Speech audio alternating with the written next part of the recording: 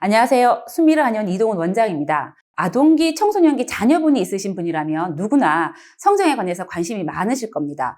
우리가 성장이라고 하면 이 키나 이 체구가 커지는 것을 생각을 합니다. 그런데 얼굴은 어떨까요? 보통 이제 얼굴이 변한다고 표현을 하지 얼굴이 자란다고는 표현을 잘 하진 않죠. 하지만 분명히 얼굴에 자람도 있습니다. 아이들의 얼굴도 성장합니다. 물론 키만큼 크게 느낄 수 있도록 이렇게 자라는 것은 아니지만 분명히 얼굴도 자라고 있습니다. 자, 부정교합 등의 이게 치과적인 이렇게 문제로 인해서 이게 주걱턱 변형이나 혹은 비강이나 코의 문제로 인해서 변한 아데노이드형 얼굴 같은 얼굴의 변형에 대해서는 들어보신 적이 있으실 겁니다. 그런데 이 문제 외에도 자세나 체형에 의해서도 얼굴이 변합니다. 자, 가장 큰 원인들 중에 하나가 목 경추입니다. 얼굴의 성장, 그리고 얼굴의 변형. 여기서 이제 목 경추까지 이제 말씀을 드리니까 이제 복잡하게 느껴지실 수도 있는데 이런 것들이 다 이제 관계가 있습니다.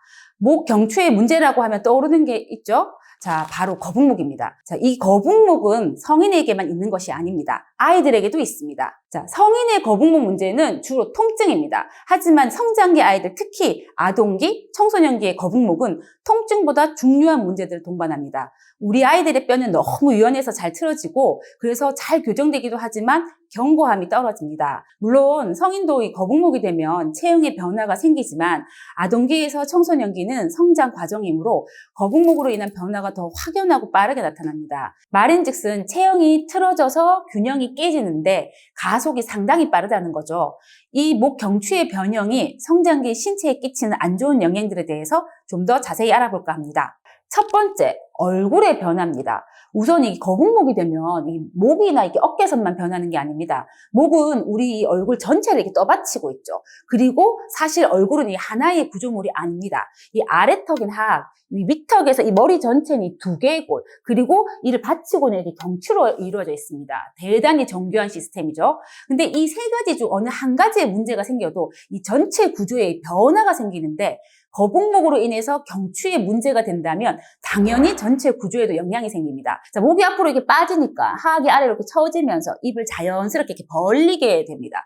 게다가 성장기는 이 아래턱뼈도 자라는 시기인데 이 턱뼈가 아래로 처지니까 이 옆으로 자라야 할 턱뼈가 이 중력에 의해서 아래로 이렇게 자라죠. 이 아래턱이 그러니까 길어지면서 뾰족해집니다. 그럼 주걱턱이 되거나 혹은 윗턱도 이 아래턱에 맞춰져서 변하게 되니까 돌출입이 될 수 있습니다. 두 번째는 체형과 통증입니다. 거북목이 되면 얼굴 목만 변화하는 게 아닙니다. 목이 앞으로 빠지면 이에 대한 보상으로 척추, 흉추는 굽게 됩니다. 그럼 흉추 이하 허리 골반도 앞으로 이렇게 빠지게 되면서 이 전반적인 구분 등 자세가 됩니다. 이런 자세는 정상 자세에 비해 성장판 자극이 원활히 되지 않게 돼서 성장에 방해가 되며 체형도 이렇게 틀어집니다. 자, 이런 말이 있죠. 사춘기 급성장 시기 얼굴도 변한다고. 자, 한 예로 이게 짧은 기간에 갑자기 이게 키가 크는 경우를 보면 이 큰 키하고 이게 체격에 적응하는 시기가 필요하게 됩니다. 자, 1년에 이렇게 10cm 이상 큰 경우를 비유하자면 자, 납작한 신발을 신다가 갑자기 하이힐을 신었다고 생각해 보면 됩니다. 그러면 굉장히 어색하죠. 그러니까 이 아이들이 자세를 바르게 한다는 게 어디까지 어떻게 해야 되는지 내 스스로 이게 감이 안 옵니다.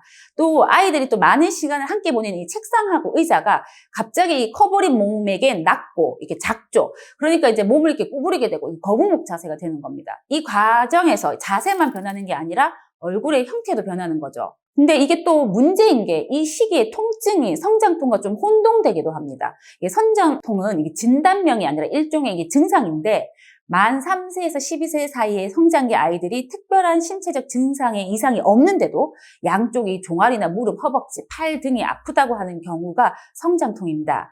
예전에 어떤 이게 부모님하고 자녀분이 평발하고 휜다리로 내원을 하셨는데 당시 그 부모님은 자녀분이 평발인 걸 몰랐습니다. 이제 걷자고 하면 조금만 걷다가 이게 자주 이제 발목이나 무릎, 종아리 통증을 호소하니까 이게 성장통인가 아니면 이 자녀분이 이게 꾀병인가라고 생각을 했답니다. 실제로는 이 자녀분의 평발이 문제였습니다. 세 번째로는 이 구강호흡입니다. 이 구강호흡이 안 좋다는 것은 요즘 많이 알려져 있죠. 이 코에서부터 걸러지는 우리 인체의 이 공기청정 시스템을 통과하지 않고 바로 이게 폐로 공기가 이게 들어가게 되는 건데 겨울이라면 코에서 한번 외부 공기가 데워져서 몸으로 이렇게 들어가야 하는데 찬 공기가 바로 이렇게 폐로 들어가게 되고 또 이 과정에서 여러 가지 세균이나 먼지 등도 필터링이 안 돼서 들어가니 잦은 감기 등의 기관지 문제가 잘 생깁니다. 체형 변화로 인해 이런 구강호흡을 하게 되면서 오는 문제점들도 있고 이 반대의 경우도 있습니다. 기관지의 문제로 구강호흡을 하게 되면서 거북목이 올 수도 있는 거죠. 결론적으로 이게 두 가지 다 얼굴의 변화를 가져오게 된다는 겁니다. 자, 최근에 이게 코로나로 인해서 자녀분들이 집에서만 생활하면서 PC, 스마트폰을 많이 하게 되죠. 운동은 못하고 집에서 앉아만 생활하는 시간도 늘어났습니다.